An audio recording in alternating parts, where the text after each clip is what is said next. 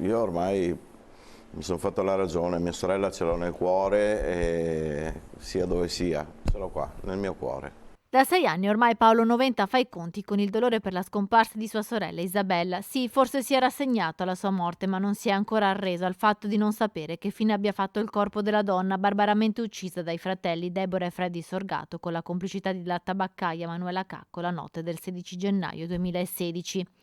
Ospite del talk show Ring, condotto dal vice direttore Ferdinando Avarino, Paolo Noventa ha ricostruito la lunga vicenda processuale che ha portato all'arresto dei 3 imputati e ha raccontato come la scelta dei Sorgato di non far ritrovare il corpo di Isabella abbia segnato la sua vita e di fatto anche adesso la stia condizionando, a partire dalla burocrazia che di fatto considera ancora la donna come scomparsa e quindi potenzialmente viva. Non riusciamo altrimenti a sbrogliare delle cose burocratiche. Per esempio? Essendo mancata mia madre, l'erede sarei io e sarebbe mia sorella, ma in questo momento, non essendoci mia sorella, non riusciamo a chiudere neanche il conto corrente di mia madre.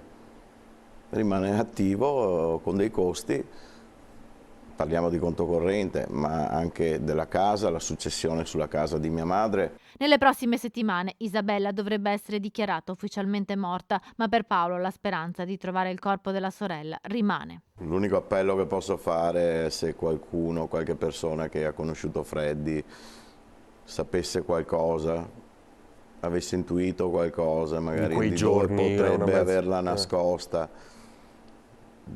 anche dei dubbi, che si faccia avanti.